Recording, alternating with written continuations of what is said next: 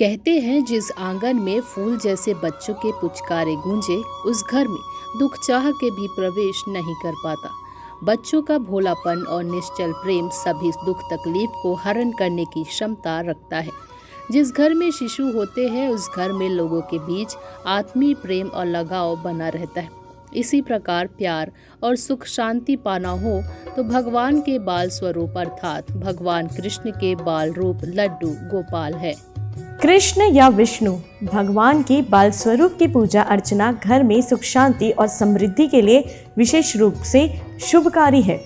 नमस्कार, आप देख रहे हैं न्यूज़ प्लस 21। मैं हूं आपके साथ प्रियांशा लाजरस। लड्डू गोपाल यानी भगवान कृष्ण को कान्हा, ठाकुर और बाल कृष्ण के नाम से भी जाना जाता है। जी हाँ, कहते हैं कि यदि घर में लड्डू गोपाल जी का आगमन हो जाए तो घर में खुशियों का अंबार लग जाता है।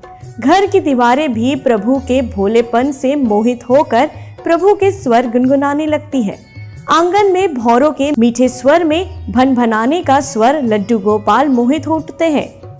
घर की चौखट से छत की मुरेर तक सिर्फ और सिर्फ प्रेम के बयार बहते हैं, जिसमें आपसी भाईचारा, आत्मीय लगाव, करुणा, विशुद्ध हवाएं देखने को मिलती है। बाल स्वरूप का पूजन न सिर्फ घर की सुख शांति के लिए किया जाता है, बल्कि और भी कई कारण हैं जिनकी वजह से लड्डू गोपाल का पूजन लाभकारी बताया जाता है। माना जाता है लड्डू गोपाल की पूजा संतान सुख, संतान के उत्तम भविष्य, घर में सुख शांति और धन्य धन्य की कामना से की जाती है। इसलिए इनके पूजा अर्चना और सेवा का बहुत खास ख्याल रखा जाता है। आम जनमानस के रहन सहन के तरह ही लड्डू गोपाल को भी प्रतिदिन स्नान कराया जाता है। और आपको एक खास बात बता दे, नहाने का पानी भी मौसम के हिसाब से होना चाहिए, यानी सर्दियों में गर्म पानी और गर्मियों में ठंडा पानी।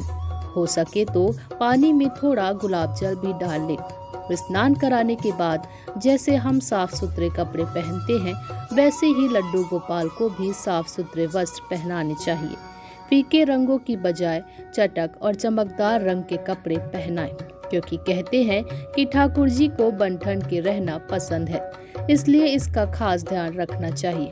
यहाँ एक और खास बात हम आपको बता दे, वस्त्र भी मौसम के अनुसार ही होने चाहिए, यानी सर्दियों में गर्म ऊनी कपड़े और गर्मियों में हल्के सूती कपड़े पहनाने चाहिए। और गर्मी से बचाव के लिए भी प्रबंध रखना चाहिए। इसका मतलब ये हुआ कि जैसे एक माँ अपने बच्चे को प्रतिदिन के क्रियाकलापों के अनुसार रखती है, ठीक वैसे ही प्रभु श्री कृष्ण यानी लड्डू गोपाल का भी रखना होता है।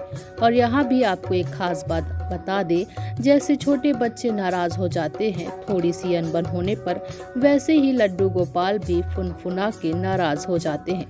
आपको बता दो, जैसे नन्हे बालकों को खिलौने खूब पसंद आते हैं, वैसे ही लड्डू गोपाल जी भी भगवान के बालक स्वरूप हैं। उन्हें भी खिलौने बहुत पसंद होते हैं। लड्डू गोपाल जी के लिए भोजन खिलाने का नियम होता है। समय समय पर भोजन कराया जाता है। यदि आप घर के बाहर कुछ खा रहे हैं तो याद रहे, भोजन करने से पहले प्रणाम करके पहले ठाकुर जी के नाम का निवाला निकाल दें और उसके बाद भोजन ग्रहण करें।